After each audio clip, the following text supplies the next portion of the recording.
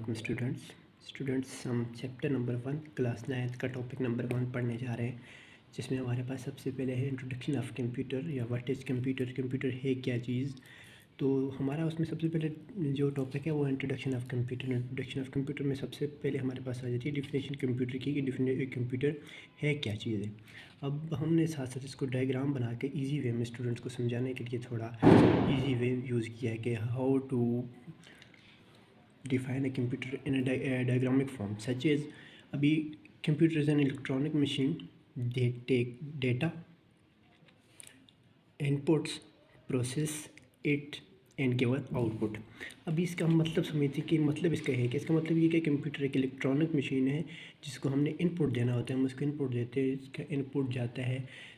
Input देखें, अभी यहाँ पे हमने इजी वे डायग्राम में समझाया। यहाँ पे एक यूज़र है जो इनपुट दे रहा है थ्रू अ कीबोर्ड से इनपुट कहाँ पे जा रहा है, सीधा सीपीयू में जा रहा है। अब सीपीयू में क्या काम करता है, सीपीयू जो होता है, सीपीयू को कहा जाता है सेंट्रल प्रोसेसिंग यूनिट।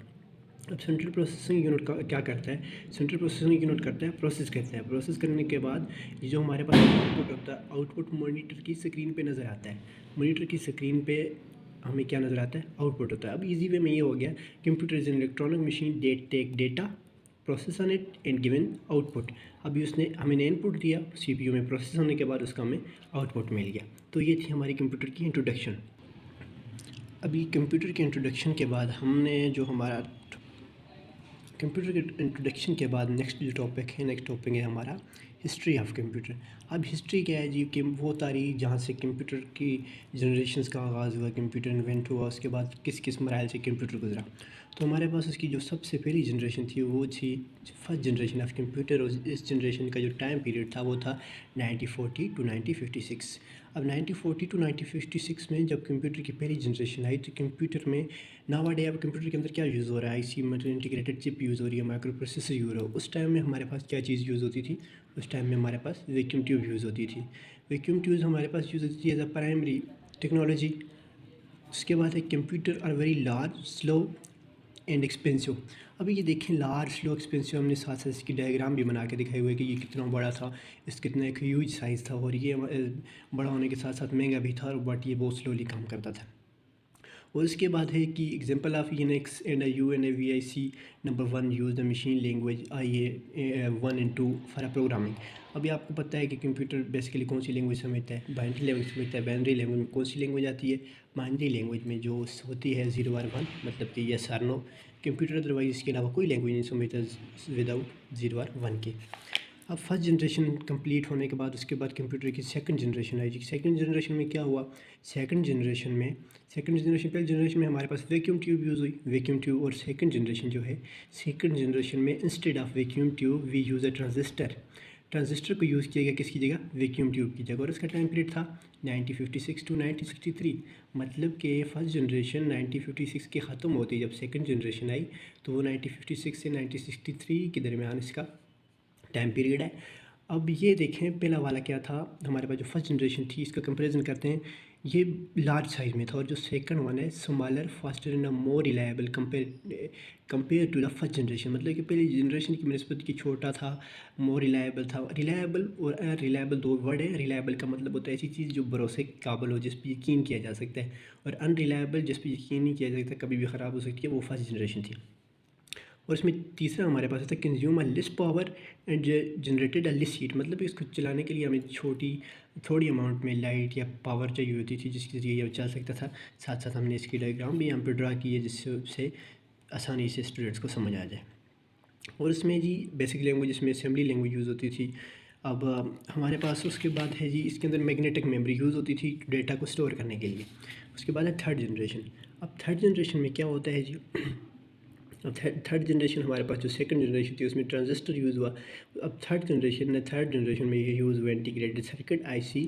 और इसका टाइम पीरियड था 1964 to 1971। Much smaller, faster, cheaper and more reliable. अब ये सेकंड जनरेशन से भी क्या हो गया, अपग्रेड हो गया, ये उससे एडवांस लेवल का है। ये भी थोड़ा छोटा भी है और ये तेज़ काम करता है और ये रिलायबल भी है। इसको जो हम देते थे, जो हमारे पास पहले जो कंप्यूटर थे फर्स्ट या सेकंड जनरेशन थी, उसमें हम इनपुट देते थे पंच कार्ड के ज़रिए, और यहाँ पर हमने इनपुट किसके ज़रिए देते हैं, कीबोर्ड के ज़रिए देते हैं, और हमें आउटपुट किसके ज़रिए मिलता है जी, मॉनिटर के ज़रिए मिलता है। और इसकी एग्जांपल क्या है, IBM 360। अब IBM क्या है, इंटरनेशनल बिजनेस मैनेजमेंट, ये सबसे पहली कंपनी थी जिसने 1980 टू 1991 में आई थिंक सबसे पहला जो PC था वो इसने लॉन्च किया। कंपनी में सबसे पहली जो लाने वाली अगर कोई कंपनी है तो IBM है, जिसने सबसे पहला PC लॉन्च किया। फर्स्ट ऑपरेटिंग सिस्टम, इसमें पहला ऑपरेटिंग सिस्टम था use the high level language, शायद जो बेसिक पास्कल वगैरह, इसमें ये पहला कंप्यूटर जिसके में इतनी हाई लेवल लैंग्वेज यूज़ होती थी। देन हमारे पास है फोर्थ जनरेशन ऑफ कंप्यूटर। हमने फर्स्ट पढ़ा, फर्स्ट में वैक्यूम ट्यूब यूज़ हुई, सेकंड में ट्रांजिस्टर, तीसरे में IC चिप, और हमारे पास फोर्थ जनरेशन आ गया। फोर्थ जनरेशन का टाइम पीरियड 1971 टू प्रेजेंट। इसका मतलब ये है कि वो 1971 के बाद आज तक जो चल रहा है, उससे लेकर 13 जो जनरेशन अभी चल रही हैं, ये आज की जनरेशन में भी यूज़ हो रहा है। अभी इसमें ट्रांजिस्टर की जगह क्या चीज़ यूज़ की गई, माइक्रो प्रोसेसर यूज़ किया, CPU as a single chip हमें इसमें यूज़ किया गया। उसके बाद development of the personal computer, PCS के मतलब कि फोर्थ जनरेशन के बाद पर्सनल कंप्यूटर क्या होता है, पर्सनल कंप्यूटर होता है कि जिस तरह हमारे पास लैपटॉप होता है या PC होता है, ऐसी चीज़ें जिनको हम आसानी से एक जगह से उठा के मतलब पोर्टेबल बना रही है। पोर्टेबल डिवाइसेस क्या होती हैं, जैसे जिनको हम आसानी से एक जगह से दूसरी जगह ले जाए जा सकते हैं। एज इट इज़ हमारे पास लैपटॉप है जिसको हम आसानी से एक जगह से दूसरी जगह ले जा सकते हैं। और उसकी बनस्पत जो पहली जनरेशन थी वो इतनी ह्यूज साइज़ था, इतना बड़े वॉल्यूम के थे कि उन्हें एक जगह से उठाया नहीं जा सकता, वो बल्कि उनको जहाँ पर एडजस्ट किया जाता था उन पर वहीं पर काम किया जाता था। और इसमें क्या यूज़ हुआ, ग्राफिकल यूज़र इंटरफेस, इसमें अंदर ग्राफिकल यूज़र इंटरफेस यूज़ हुआ और माउस यूज़ किया गया। एप्पल, इसमें हमारे पास जो फोर्थ जनरेशन थी, फोर्थ जनरेशन में हमारे पास मैकोटॉयस, IBM और एप्पल, इसकी बेस्ट एग्जांपल है हमारे पास। Rise of the internet and networking. अभी नेटवर्क और नेटवर्किंग में क्या फ़र्क है। अब जो इंटरनेट है हमारे पास स्टूडेंट्स, इंटरनेट का मतलब होता है connection of computers all over the network in the world, मतलब कि पूरी दुनिया में कंप्यूटर के एक दूसरे के जो कनेक्शन है उसको इंटरनेट कहा जाता है। और नेटवर्किंग क्या है, नेटवर्किंग क्या है, in a local area to connection of computer to sharing data from one device to another, मतलब कि छोटे इलाके में कंप्यूटर के आपस में कनेक्शन को क्या कहते हैं, नेटवर्किंग कहते हैं। और ओवरऑल वर्ल्ड में कनेक्शन को इंटरनेट कहा जाता है। पोर्टेबल्स कंप्यूटर मैंने भी आपको जैसा कि बताया, लैपटॉप वगैरह जिसको आसानी से एक जगह से दूसरी जगह ले जाया जा सकता है। और देन हमारे पास है फिफ्थ जनरेशन। फिफ्थ जनरेशन में हमारे पास क्या है, प्रेजेंट एंड बियॉन्ड्स और प्रेजेंट में क्या है कि हमें जो दौर चल रहा है और आने वाले जो भी फ्यूचर्स हैं उसमें सारे के सारे ये यूज़ हो रहे हैं। Focus on artificial intelligence, AI, जैसे कि आजकल यूज़ हो रहे हैं हमारे पास, रोबोटिक्स यूज़ हो रहे हैं, ऐसी मतलब कि कैमराज यूज़ हो रहे हैं, उसके बाद सेंसर, रिडार सिस्टम, ये ओवरऑल सारा का सारा फिफ्थ जनरेशन में आ रहा है। Parallel processing in super computer, voice voice recognition in natural language processing. अब वॉइस रिकग्निशन क्या है और नेचुरल लैंग्वेज प्रोसेसिंग क्या है, इसमें ये that convert the speech into text, मतलब कि हम बोलते जाते हैं और ये कन्वर्ट करता है उसको टेक्स्ट में।